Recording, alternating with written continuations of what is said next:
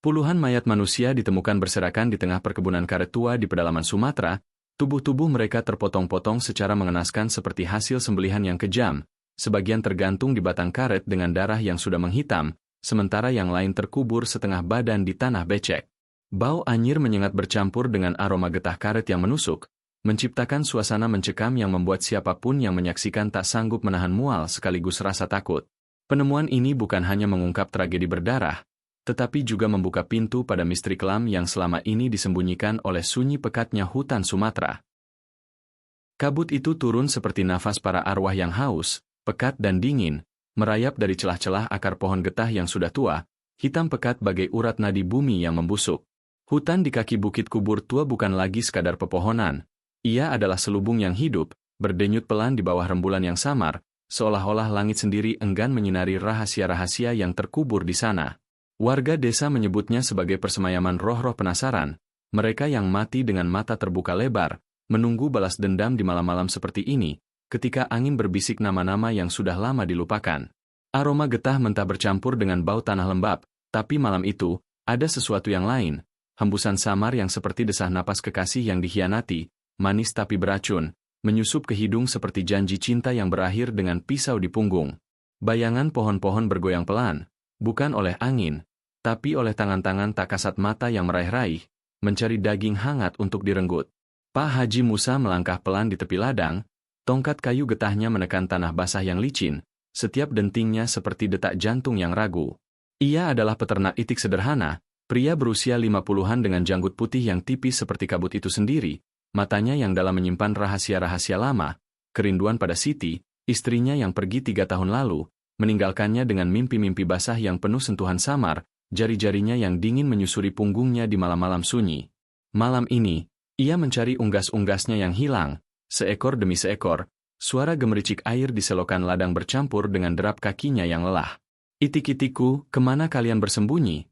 Gumamnya pelan, suaranya seperti hembusan angin yang membawa aroma masakan Siti dulu, rendang yang harum, dicampur dengan keringatnya saat ia memeluknya terakhir kali, tubuhnya yang lembut menekan dada, napasnya panas di leher, janji abadi yang kini hanya bayangan pudar.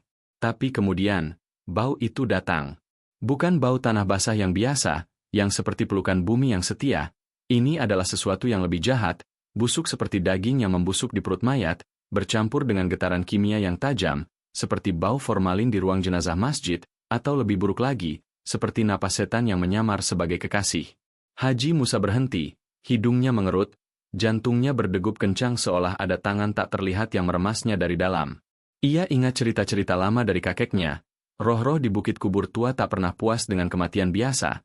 Mereka haus akan darah segar, menarik jiwa-jiwa ke dalam kabut, meninggalkan tubuh-tubuh yang dingin, mata terbelalak penuh horor yang tak terucap. "Ya Allah, lindungilah hamba MU," bisiknya, tapi suaranya pecah, seperti desir napas Siti saat ia menggeliat di pelukannya, penuh gairah yang kini berubah menjadi ketakutan yang membara. Pondok kayu pekerja itu berdiri di ujung ladang, dindingnya yang lapuk seperti kulit manusia yang mengelupas, atap daun nipah yang bergoyang pelan di bawah hembusan kabut. Haji Musa mendekat, tangannya gemetar menyentuh gagang pintu yang kasar, kayunya lembab seperti kulit mayat yang baru dicium.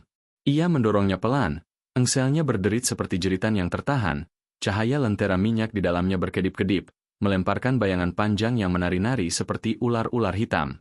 Dan di sana, di lantai tanah yang becek, mereka tergeletak, 25 jasad pekerja, menumpuk bagai tumpukan daging yang disembelih untuk ritual gelap. Wajah-wajah mereka membiru kehitaman, kulitnya menggelembung seperti disentuh api neraka, mata melotot kosong, pupil melebar seolah menatap sesuatu dari alam gaib. Mungkin wajah Siti yang tersenyum bengkok, atau roh-roh yang tertawa di balik kabut, tangan-tangan mereka yang kurus meraih-raih ke arah Haji Musa. Bau busuk itu kini membanjiri, bercampur dengan aroma darah yang manis seperti madu beracun, dan suara-suara samar seperti desahan kenikmatan yang bercampur jeritan. Napas terakhir mereka yang tersangkut di tenggorokan, tubuh-tubuh yang saling bertumpuk, lengan terentang seperti mencari pelukan terakhir, tapi yang datang hanyalah kematian yang sadis, sayatan tak terlihat yang merobek jiwa sebelum daging. Haji Musa mundur selangkah, tongkatnya jatuh ke tanah dengan denting yang menusuk, seperti pisau yang menusuk hati. Di dalam dadanya, konflik meledak, horor yang merayap seperti kabut itu, mencampur dengan kerinduan yang tiba-tiba membara. "Siti, oh Siti, bagaimana jika kau di sini?" tanganmu yang lembut menyentuh pipiku, napasmu yang hangat menenangkan badai ini? Tapi tak ada, hanya kegelapan yang brutal, roh-roh yang menari di sekitarnya, bisik-bisik mereka seperti janji cinta yang berubah menjadi ancaman. Kau selanjutnya, Haji, rasakan sentuhan kami, dingin tapi penuh gairah. Jiwanya terbelah, seorang suami yang merindukan pelukan, seorang haji yang berdoa, dan sesuatu yang lebih gelap, psikopat yang bangkit di dalamnya, hasrat untuk membalas, untuk merobek balik kabut itu dengan tangan kosong, darah panas melawan dinginnya kematian. Lalu, dari kedalaman paru-parunya yang tercekat, teriakan itu meledak. Allahu Akbar.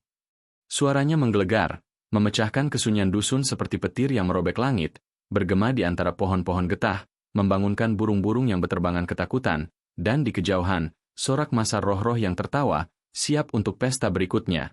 Kabut semakin pekat, merangkul teriakannya seperti kekasih yang posesif, dan Haji Musa jatuh berlutut, tangannya meraih tanah basah, merasakan denyut bumi yang haus darah.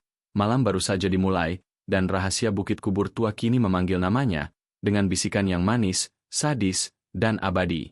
Kabut itu tak mau pergi, malah semakin mesra merangkul dusun seperti kekasih yang tak rela ditinggalkan. Hembusannya dingin menyusup ke tulang-tulang warga yang mulai berbondong-bondong dari gubuk-gubuk reot di lereng bukit. Teriakan, Allahu Akbar. Haji Musa masih bergema samar, seperti gema napas terakhir yang enggan mati, membangunkan anak-anak dari mimpi buruk mereka, membuat ibu-ibu menarik selimut ke dada dengan tangan gemetar, merasakan getaran tanah yang bukan dari angin, tapi dari langkah-langkah roh yang haus.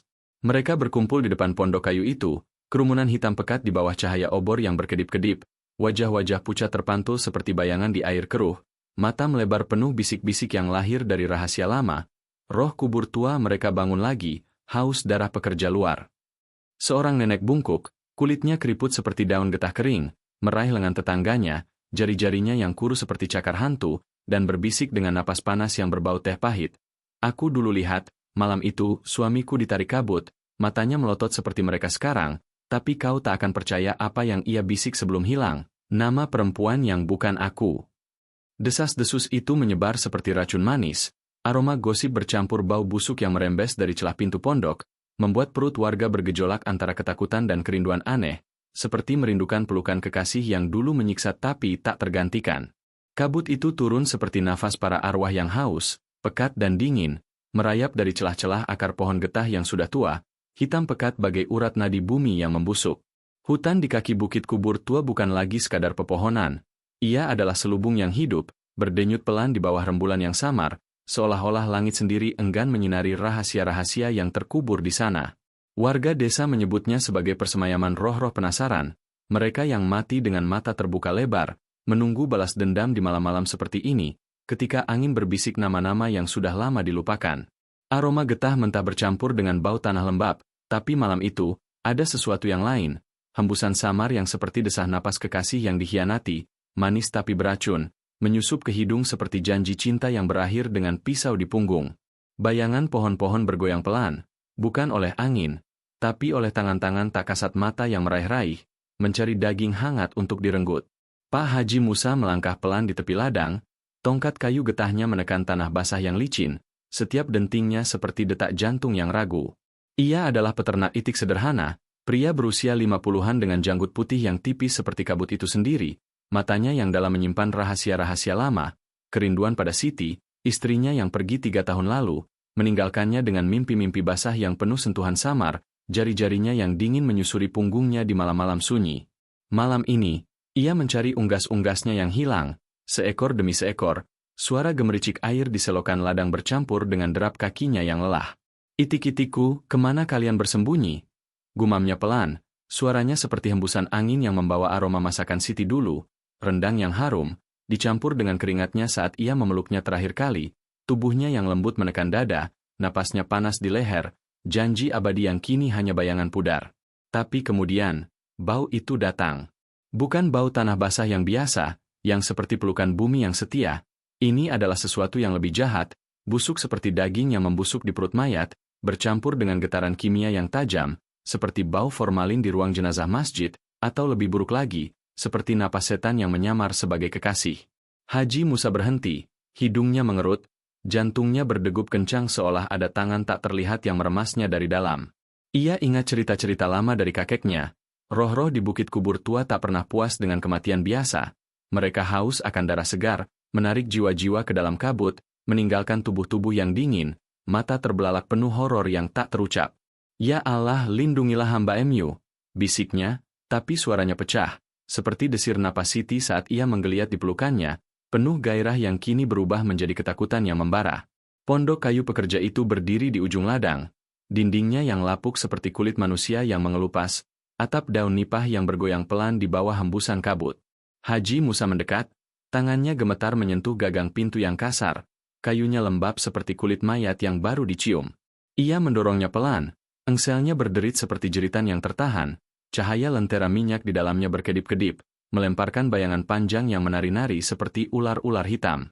Dan di sana, di lantai tanah yang becek, mereka tergeletak, 25 jasad pekerja, menumpuk bagai tumpukan daging yang disembelih untuk ritual gelap.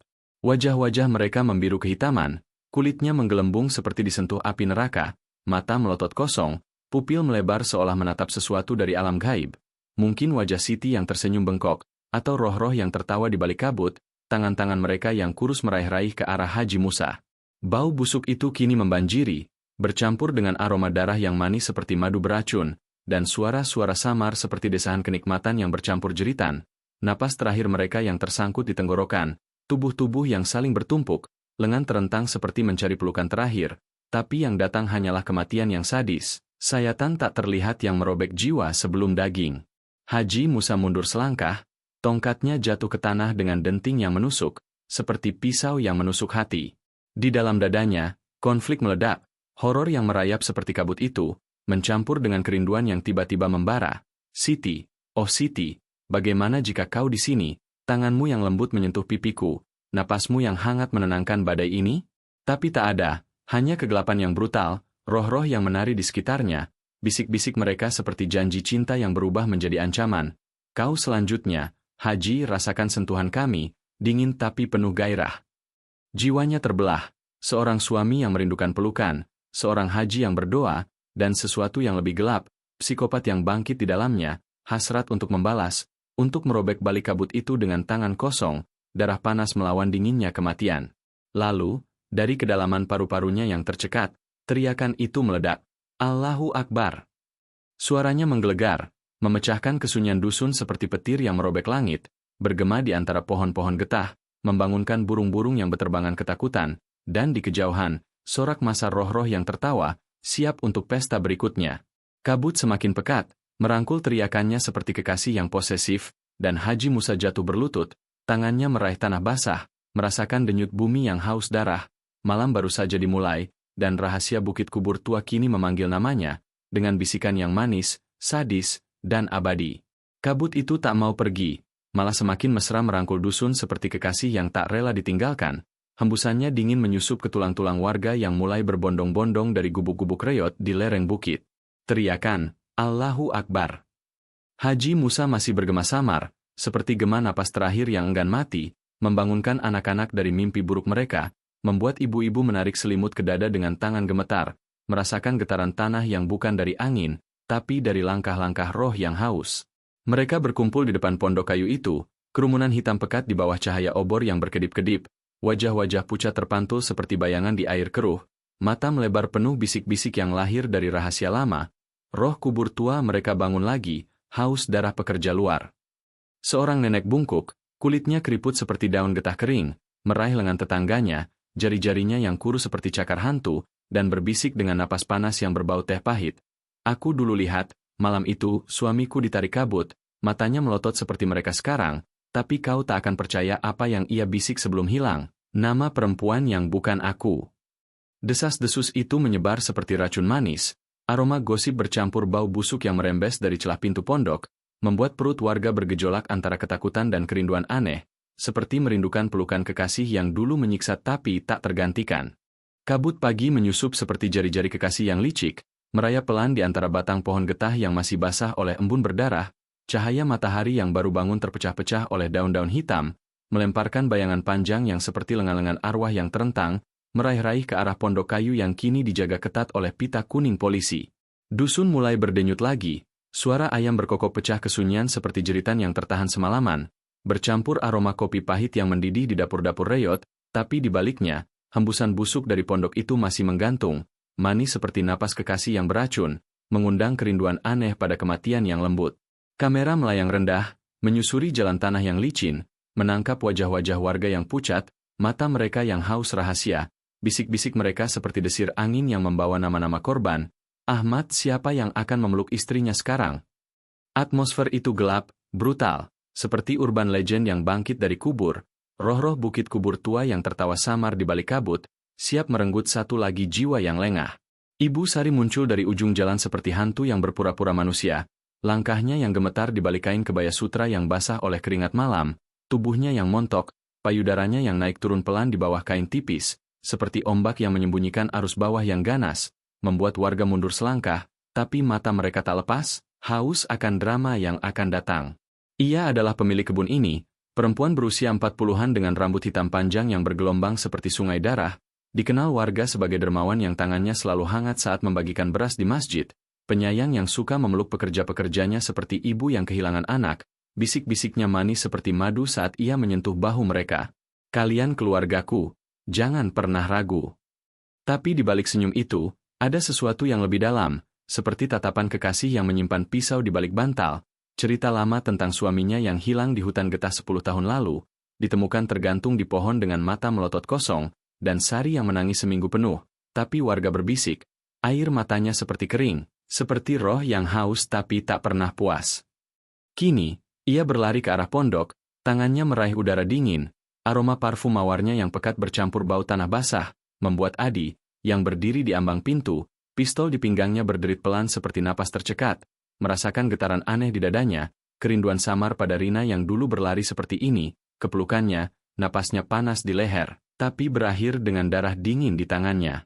Konflik meledak saat Sari mendorong garis polisi dengan bahu, suaranya pecah menjadi tangisan histeris yang menggelegar seperti petir di kabut. Ahmad! Budi! Bangunlah, anak-anakku. Ibu di sini, ibu bawa makanan kesukaan kalian. Ia jatuh berlutut di depan pintu, tangannya yang lentik meraih pita kuning, merobeknya sedikit seperti merobek kain pengantin yang ternoda, tubuhnya bergoyang pelan, payudaranya menekan lutut, aroma keringatnya yang asin bercampur mawar liar, membuat warga terpaku, sorak samar masa bergema seperti sorak roh-roh yang menonton pertunjukan. Ia memanggil nama demi nama, suaranya naik turun seperti desah kenikmatan yang bercampur jeritan. Kalian janji akan pulang, peluk ibu lagi, seperti dulu, tangan kalian yang kuat di pinggangku. Tapi matanya, mata itu, tetap kering, hitam pekat seperti sumur kubur tua, tak ada setetes air yang jatuh, hanya kilau dingin yang seperti pisau yang diasah, tatapannya menyapu Adi sejenak, penuh janji sensual yang halus, seperti bisik, kau tahu, komisaris ini bukan akhir. Adi merasakan dingin merayap di punggungnya, bukan dari kabut, tapi dari sentuhan samar yang seperti jari Sari menyusuri lengannya di mimpi buruknya semalam, lembut, tapi siap meremas hingga tulang retak. Adi melangkah maju, tangannya yang kasar meraih bahu Sari, merasakan kehangatan kulitnya di bawah kain basah, seperti pelukan Rina yang dulu, napasnya yang manis berubah menjadi racun, dan ia menariknya berdiri dengan gerakan yang brutal tapi penuh kerinduan tersembunyi. Cukup, Bu. Ini pertunjukan yang buruk. Kecurigaannya membara seperti api neraka di dadanya, matanya menyipit menatap wajah Sari yang pucat tapi sempurna, bibirnya yang merah seperti darah segar, tak ada goresan air mata yang seharusnya membasahi pipi. Ini adalah akting, sadis dan dingin, seperti roh yang menyamar sebagai ibu penyayang, haus akan simpati untuk menyembunyikan sayatan yang ia buat sendiri. Di dalam batinnya yang gelap, Adi terbelah, seorang polisi yang haus keadilan, tapi juga pria yang merindukan sentuhan seperti ini, jari-jari Sari yang kini meraih lengannya, lembut tapi menggigit, membangkitkan psikopat di dalamnya, hasrat untuk merobek kebaya itu, melihat apa yang tersembunyi di balik, darah atau rahasia, napasnya yang panas di telinga. Biarkan aku melihat mereka, Adi, biarkan aku merasakan dinginnya. Konflik itu menyayat, seperti pisau yang ia tekan di leher Rina dulu, air mata keringnya sendiri yang jatuh sekarang, campuran horor dan gairah yang membuat tangannya gemetar di pistol. Tim medis tiba dengan deru mobil ambulans yang berdecit seperti jeritan roda di tanah basah. Dokter forensik, pria kurus dengan kacamata tebal yang berkedip di bawah cahaya pagi, berlutut di antara jasad-jasad, senternya menyapu wajah membiru, busa putih yang mengering seperti air mani kematian, dan analisis awalnya pecah seperti gelembung darah. Mereka mati hampir bersamaan. Komandan, tepat setelah makan siang kemarin, racun yang cepat, mungkin sianida atau arsenik yang dicampur di nasi, lihat. Konvulsi di tubuh mereka, lengan melengkung seperti berpelukan dengan setan. Aroma kimia itu kini lebih kuat di pagi hari, bercampur bau daging membusuk yang manis, membuat Adi mual tapi terangsang, seperti mencium napas Sari yang dekat. Pertanyaan-pertanyaan mulai mengalir seperti darah dari luka segar. Siapa yang memasak makanan siang itu? Gumam Adi, suaranya rendah seperti bisik kekasih di kegelapan. Seorang pekerja yang selamat, pemuda kurus bernama Tok, matanya yang liar penuh bayangan, melangkah maju, suaranya pecah. Ibu Sari yang atur, komandan, dia yang bawakan bumbu dari gudang. Dan kunci, kunci itu, terungkap seperti rahasia yang dicium paksa. Hanya Ibu Sari yang pegang kunci gudang bahan makanan, yang lain tak boleh sentuh. Dia bilang, ini rahasia keluarga, seperti pelukan yang hanya untuk yang terdekat. Penutup datang seperti hembusan angin yang membawa sorak roh-roh dari bukit. Adi melepaskan bahu Sari dengan dorongan pelan tapi kejam, matanya menatapnya dalam, penuh janji balas dendam yang sensual, tatapan yang seperti ciuman dingin. Kita bicara nanti, Bu sendirian. Sari mundur, senyum tipis di bibirnya seperti sayatan halus, air mata keringnya kini berkilau seperti permata darah, dan kabut mulai naik lagi, merangkul pondok seperti pelukan posesif, meninggalkan Adi berdiri di ambang, tangannya meraih udara kosong, merasakan sisa kehangatan Sari yang seperti racun manis, memanggilnya lebih dalam ke kegelapan bukit kubur tua, di mana ibu penyayang berubah menjadi algojo, dan kerinduan berakhir dengan pisau di hati yang berdetak. Kabut siang itu turun lebih pekat, seperti napas kekasih yang tercekat di tenggorokan, merayap pelan dari celah-celah pohon getah yang haus darah, cahaya matahari terpecah menjadi serpihan-serpihan emas pudar yang jatuh seperti air mata dewa yang menangis darah, melemparkan bayangan panjang di tanah ladang yang masih lembab oleh embun kematian. Pondok kayu kini seperti rahim yang rusak, pintunya yang retak terbuka lebar, hembusan angin membawa aroma busuk yang manis, daging membusuk bercampur getah mentah, seperti ciuman pertama yang berubah menjadi gigitan sadis, menyusup ke hidung para penyidik yang berlutut di lantai tanah, senter mereka menyapu tumpukan jasad seperti pisau yang merobek kain pengantin yang ternoda. Di luar, warga berbisik-bisik seperti roh-roh penasaran di bukit kubur tua, suara mereka bergema samar seperti desah kenikmatan yang tertahan, satu hilang satu yang lolos dari pelukan kabut, atau yang memeluknya terlalu erat. Kamera melayang rendah, menyusuri garis polisi yang bergoyang pelan, menangkap tatapan Adi yang gelap, matanya yang hitam pekat seperti sumur tanpa dasar, merasakan getaran aneh di dadanya, seperti sentuhan Sari tadi pagi, jari-jarinya yang lembut menyusuri lengannya, janji sensual yang halus. Kau akan temukan dia, Adi, dan kau akan rasakan dinginnya. Di meja darurat yang dibentuk dari papan kayu reot di depan pondok, daftar nama pekerja tergeletak seperti daftar dosa yang tak terampuni, kertasnya yang kusam basah oleh embun, tinta hitamnya luntur seperti darah yang mengalir lamban dari luka lama. Adi menyentuhnya dengan ujung jari yang kasar, bekas sayatan di punggung tangannya berdenyut pelan seperti detak jantung kekasih yang dikhianati, dan ia mulai membaca nama demi nama, suaranya rendah bergema seperti bisik angin yang membawa aroma rina, nasi manis yang ia masak dulu, dicampur keringatnya saat ia memeluknya terakhir, napasnya panas di leher. Adi, jangan biarkan aku pergi. 26 nama, Ahmad, Budi, Cikgu, dan seterusnya, setiap huruf seperti jeritan yang tertahan, tapi saat ia menghitung jasad-jasad yang dingin di dalam, hanya 25, satu hilang, seperti jiwa yang dicuri kabut, meninggalkan lubang kosong yang haus, aroma kosong yang seperti pelukan yang tak lengkap, dingin di dada tapi panas di pikiran. Ketegangan meledak seperti gelembung darah di vena, penyidik muda yang tadi bicara soal racun mundur selangkah, wajahnya pucat seperti kulit mayat, suaranya pecah. Komandan, siapa yang hilang? Selamat dan bersembunyi di balik pohon, lari dari ciuman setan itu, atau dia yang menuang racun, tangannya yang basah darah, mata yang tertawa di kegelapan. Konflik itu membara di udara yang lembab, seperti api neraka yang menyala di balik kabut, warga di luar garis polisi bergumam lebih keras, sorak massa samar bergema seperti sorak roh-roh yang haus pesta baru. Pelaku, dia yang memeluk Ibu Sari terlalu erat, bisik-bisiknya seperti janji cinta yang beracun. Adi merasakan dingin merayap di punggungnya, bukan dari angin, tapi dari bayangan Arif.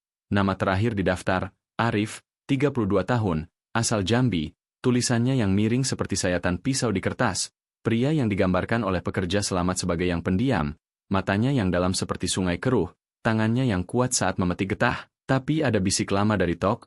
Arif suka tatap Ibu Sari lama, seperti haus akan sentuhannya, napasnya yang manis saat ia bagikan makanan, tapi malam-malam ia hilang ke bukit, berbisik dengan kabut seperti kekasih rahasia.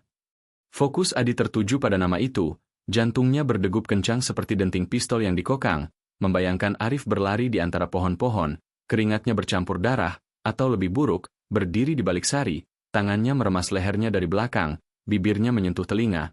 Ini untuk kita, Bu, darah mereka untuk pelukan kita. Psikopat di dalam Adi bangkit, senyum tipis di bibirnya seperti bilah pisau yang diasah, haus akan darah Arif. Apakah ia korban yang merindukan pelukan terakhir, atau Algojo yang napasnya panas seperti Rina dulu, janji abadi yang berakhir dengan peluru di dada? Di kedalaman batinnya yang gelap, Adi terbelah seperti kayu getah yang retak, refleksi itu menyayat, seorang polisi yang haus kebenaran, tapi juga pria yang merindukan sentuhan seperti Arif pada Sari, lembut tapi kejam, jari-jari yang menyusuri punggung di malam sunyi, bisik-bisik yang seperti kabut, kau milikku, meski harus merenggut yang lain. Ia ingat Rina, air matanya yang jatuh di pipinya saat ia tekan pelatuk, dinginnya yang abadi, dan kini, kerinduan itu bercampur horor, hasrat untuk memeluk Arif dan meremas hingga tulang retak, merasakan denyut terakhir seperti ciuman sadis yang penuh gairah. Cari dia, perintah Adi kepada timnya, suaranya menggelegar seperti teriakan yang memecah kabut, tangannya menunjuk ke arah desa-desa sekitar yang tersembunyi di balik pepohonan hitam, periksa setiap gubuk, setiap selokan, setiap pelukan rahasia di balik pohon. Arif tak boleh lolos, selamat atau berdarah, dia milik kita sekarang. Penyidik berpencar seperti ular-ular yang haus, langkah mereka berderap di tanah basah, aroma tanah bercampur keringat ketakutan, meninggalkan Adi berdiri sendirian, pistol di tangannya bergetar pelan seperti napas kekasih yang tercekat, matanya menatap bukit yang gelap, di mana roh-roh tertawa samar, memanggil namanya dengan desir yang manis, brutal. Penutup datang seperti hembusan angin yang membawa sorak roh-roh dari kubur tua. Radio di pinggang Adi berderit pelan seperti jeritan yang tertahan, suara perawat puskesmas pecah di udara lembab, komisaris. Arif di sini, dirawat sejak subuh. Tubuhnya panas seperti api, tapi matanya melotot kosong, bisik-bisik nama Ibu Sari seperti mantra cinta yang beracun. Adi menutup mata sejenak, merasakan dingin merayap seperti sentuhan Sari di mimpi, jari-jarinya yang kurus meraih dadanya, dan ia melangkah ke arah puskesmas, kabut mengikuti seperti kekasih posesif, siap untuk pesta baru, di mana saksi hilang kini tergeletak, napasnya yang lemah seperti janji yang tak terpenuhi, memanggil Adi lebih dalam ke kegelapan, di mana rahasia bukit kubur tua berdansa dengan darah dan kerinduan yang abadi, sadis, dan tak terelakkan. Kabut sore menyusup seperti jari-jari kekasih yang haus, merayap pelan melalui celah-celah jendela puskesmas kecil yang reyot di pinggir dusun, cahaya neon merah mudanya berkedip-kedip seperti denyut nadi arwah yang enggan mati, melemparkan bayangan panjang di dinding ket mengelupas yang berbau obat busuk dan tanah lembab. Suara jangkrik bergema dari luar seperti desah ribuan napas tercekat, hembusan angin membawa aroma getah berdarah dari bukit kubur tua, manis tapi beracun, seperti ciuman pertama yang meninggalkan gigitan di bibir, menyusup ke ruangan sempit yang sepi, hanya derit kursi besi dan tetesan keran yang lamban, seperti air mata yang jatuh dari mata kekasih yang dikhianati. Kamera melayang rendah di atas lantai semen retak, menangkap hembusan kabut yang berbentuk tangan kurus meraih-raih ke tempat tidur, siap merenggut jiwa yang tersisa, sorak samar roh-roh bergema di kejauhan seperti sorak massa yang haus pesta baru, brutal dan tak kenal ampun. Arif terbaring lemah di atas kasur tipis yang berderit pelan, tubuhnya yang kurus dibalut kain kasa kotor, bercak merah membengkak di lengan dan lehernya seperti ciuman setan yang panas, vena veja biru kehitaman berdenyut di bawah kulit pucatnya, napasnya terengah-engah seperti desir kekasih yang tercekat di tenggorokan. Setiap hembusan membawa aroma keringat asin bercampur racun lipan yang masih menggerogoti dari dalam. Matanya yang dalam, hitam pekat seperti sumur kubur tua, melebar samar di balik kelopak yang gemetar, bayangan kabut menari di pupilnya, seolah roh-roh itu berbisik namanya. Kau lolos sekali, Arif, tapi pelukan kami manis, rasakan lagi. Ia bergeser pelan, tangannya yang gemetar meraih selimut, merasakan dingin yang merayap seperti sentuhan Sari di malam-malam rahasia. Jari-jarinya yang lembut menyusuri punggungnya dulu, janji sensual yang halus. Kau milikku, Arif, meski harus merenggut yang lain. Tapi kini berubah menjadi gigitan lipan yang menyiksa, meninggalkan luka yang berdarah pelan, manis seperti madu beracun. Dokter, pria tua dengan kacamata retak dan janggut putih tipis seperti kabut itu sendiri, berdiri di ambang pintu, suaranya pecah seperti kaca yang retak di bawah tekanan, tangannya memegang rekam medis yang kusam. Dia selamat karena pagi itu, komandan racun lipan di nasi sisa yang ia makan sendirian, muntahnya hebat di belakang pondok, Tubuhnya sudah lemah sebelum siang. Itu yang menyelamatkannya dari makanan bersama, seperti tangan tak kasat mata yang mendorongnya menjauh, atau kutukan yang setengah hati. Penjelasan itu menggantung di udara lembab seperti hembusan napas Rina di telinga Adi dulu, manis tapi penuh rahasia gelap, membuat Adi, yang berdiri di sisi tempat tidur, pistol di pinggangnya berderit pelan seperti denting pisau yang diasah, merasakan getaran aneh di dadanya, kerinduan brutal yang bercampur horor, seperti memeluk mayat kekasih yang masih hangat, kulitnya yang lembut tapi dingin abadi. Konflik meledak saat Adi menyentuh bahu Arif dengan tangan kasar, jari-jarinya yang bekas luka sayatan lama meremas pelan, dan berita itu pecah seperti gelembung darah. Mereka mati, Arif, 25 temanmu, tumpuk di pondok seperti daging yang disembelih untuk ritual kabut. Arif tersentak, matanya melebar penuh horor yang menyayat, napasnya tercekat seperti jeritan yang tertahan, dan air mata jatuh deras dari sudut matanya yang basah, histeris meledak menjadi tangisan yang menggelegar, tubuhnya bergoyang hebat di kasur, tangannya meraih udara kosong seperti mencari pelukan teman-temannya yang hilang. Tidak. Ahmad. Budi, mereka janji pulang, peluk istri mereka seperti aku peluk, oh Tuhan, mati mengenaskan, mata melotot seperti melihat setan, busa di mulut seperti muntah darah cinta yang busuk. Tangisannya bergema di ruangan sepi, bercampur suara jangkrik yang semakin liar seperti sorak roh-roh yang tertawa, aroma air matanya yang asin menyusup ke hidung Adi, membangkitkan hasrat psikopat di dalamnya, keinginan untuk meremas leher Arif hingga diam, merasakan denyut terakhir seperti ciuman sadis, tapi juga kerinduan emosional yang dalam, seperti memeluk Rina lagi, napasnya yang panas di dada. Jangan menangis, jangan tinggalkan aku. Di kedalaman batinnya yang gelap, Adi terbelah seperti pohon getah yang retak oleh petir. Refleksi itu menyayat hati, seorang polisi yang haus rahasia, tapi pria yang merasakan desir Arif seperti desir Sari, sentuhan samar yang penuh gairah tersembunyi, bisik-bisiknya yang seperti kabut. Aku lihat Ibu Sari malam itu, tangannya di gudang, menuang sesuatu yang berkilau seperti air mata dewa.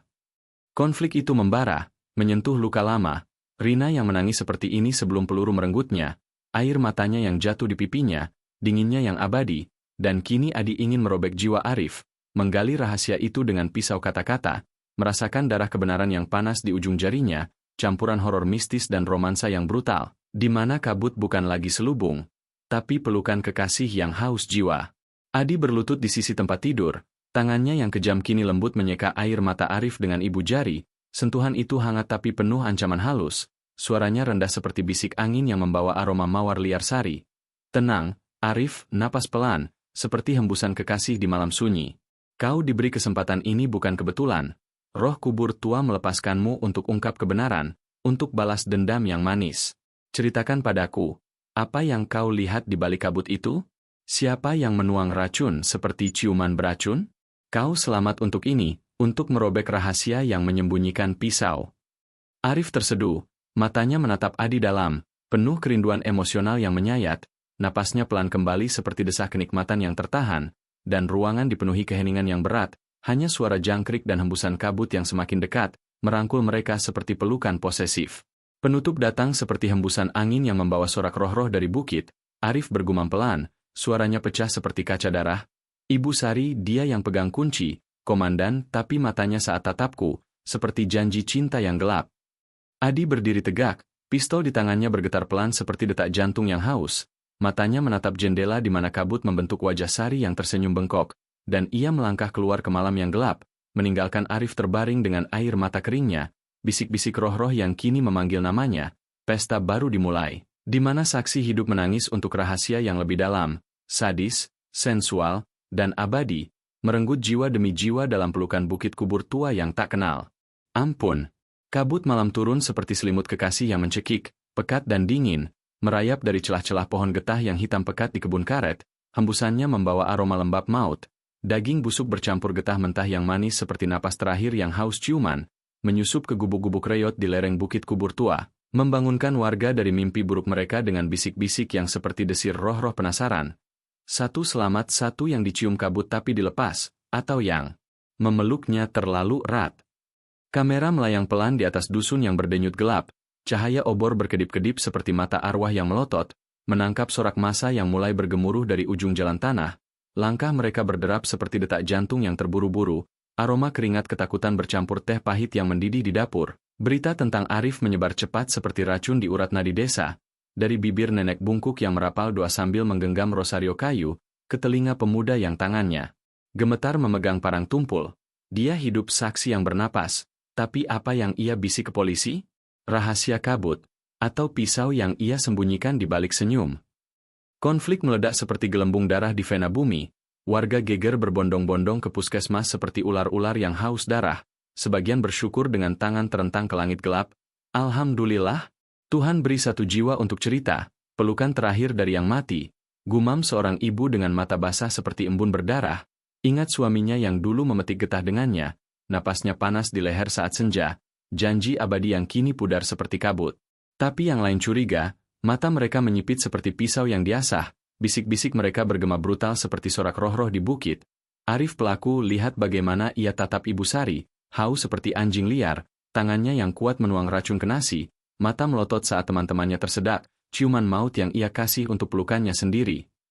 Masa itu membengkak, ratusan bayangan hitam bergoyang di bawah rembulan samar, obor mereka menari-nari seperti lidah api neraka, suara jeritan tuntutan pecah kesunyian seperti teriakan Haji Musa malam itu. Keluarlah, Arif. Jawab kami, darah saudara kami di tanganmu, atau kabut yang kau panggil. Seorang pemuda depan barisan, parangnya berderit pelan di tangan gemetar, mendorong pagar puskesmas dengan bahu, aroma keringatnya yang asin bercampur tanah basah, hampir menyerbu seperti binatang yang haus daging segar. Sorak massa bergemuruh seperti petir yang merobek langit, brutal dan sadis, siap merobek dinding reot itu untuk meraih Arif, merasakan denyut lehernya di bawah jari-jari mereka. Balas dendam yang manis seperti gigitan kekasih yang dikhianati. Di dalam ruangan sempit yang berbau obat busuk dan napas tercekat, polisi memperketat penjagaan seperti anjing penjaga yang menggeram. Senjata mereka berderit dingin di pinggang, langkah tegap memblokir pintu dengan tubuh-tubuh yang tegang. Aroma timah panas dari laras pistol bercampur hembusan kabut yang menyusup dari celah jendela. Adi memerintahkan dengan suara menggelegar seperti hembusan angin berdarah, pindahkan dia sekarang ke lokasi rahasia di belakang masjid tua, di mana roh-roh tak suka mengintip.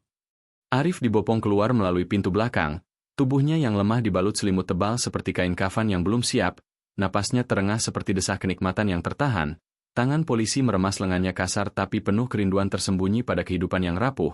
Mobil polisi meraung pelan di kegelapan, meninggalkan puskesmas yang kini seperti rahim kosong, dindingnya bergema sisa sorak massa yang haus, brutal seperti pesta sadis yang terganggu.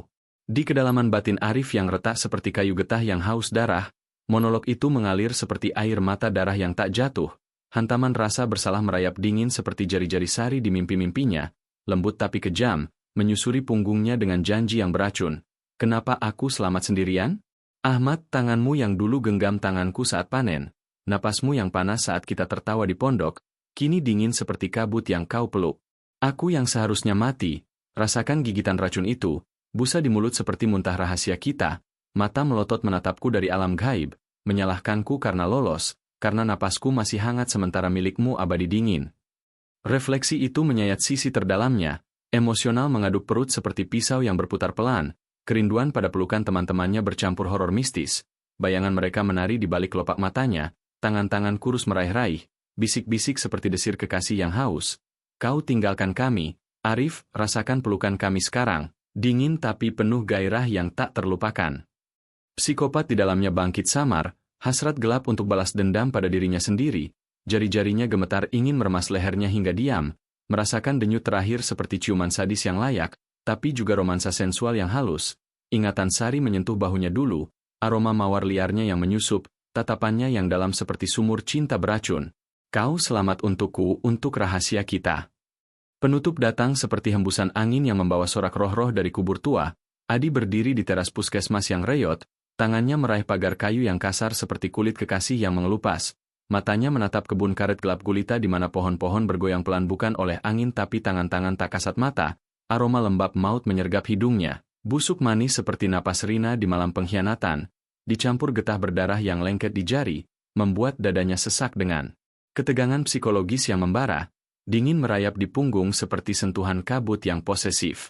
Ia merasakan getaran pistol di pinggang, denting logamnya seperti janji balas dendam yang sensual, bayangan Sari dan Arif bercampur dalam pikirannya seperti pelukan terlarang, napas panas yang berubah dingin, dan di kejauhan, sorak massa mereda menjadi bisik-bisik yang menghantui, roh-roh tertawa samar memanggil namanya, malam ini baru permulaan, Di mana ketakutan dan fitnah berdansa dengan perlindungan yang rapuh, sadis dan abadi, merenggut jiwa demi jiwa dalam kegelapan bukit kubur tua yang haus rahasia, brutal, dan tak terelakkan.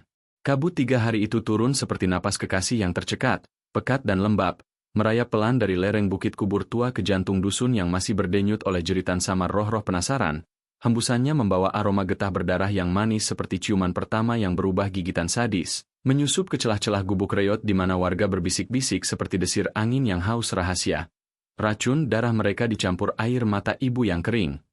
Kamera melayang rendah di atas ladang karet yang gelap gulita, cahaya truk forensik dari Palembang memecah kegelapan seperti pisau bedah yang dingin, deru mesinnya bergema seperti detak jantung yang terburu-buru, aroma timah panas dari kotak sampel bercampur tanah basah yang lengket di sepatu bot mereka. Tim itu, pria-pria berjas putih yang wajahnya pucat seperti kulit mayat segar, melangkah masuk ke gudang makanan dengan langkah tegap, tangan mereka yang bersarung karet meraih kaleng-kaleng nasi, basi dan bumbu kering, mengemas semuanya seperti mengubur rahasia yang masih bernapas. Sorak samar roh-roh bergema di kejauhan seperti sorak massa yang menonton pemakaman massal, brutal dan tak kenal ampun. Kabut merangkul truk mereka saat pergi, meninggalkan jejak roda yang seperti urat nadi bumi yang teriris. Konflik meledak 3 hari kemudian. Di ruang darurat polisi yang sempit berbau kertas tua dan kopi pahit yang mendidih, laporan laboratorium tiba seperti surat cinta yang beracun, kertasnya yang kusam basah oleh embun pagi, tinta hitamnya bergema seperti jeritan yang tertahan, semua sampel makanan positif mengandung karbofuran, pestisida beracun yang mematikan dalam hitungan menit, zat kristal putih atau keabu-abuan yang tak berwarna seperti air mata hantu, tak berbau seperti napas kekasih yang menyamar, sulit dikenali bahkan oleh hidung yang paling peka. Ia melarut sempurna di dalam cairan, merayap diam-diam ke urat nadi seperti jari-jari sari yang halus menyusuri punggung Adi di mimpi buruknya, janji sensual yang berubah menjadi konvulsi brutal, menghambat enzim cholinesterase hingga saraf berontak liar, menyebabkan busa putih di mulut seperti muntah rahasia gelap, mata melotot kosong menatap alam gaib, kematian datang cepat seperti pelukan setan yang haus, dingin tapi penuh gairah, sadis yang tak terelakkan.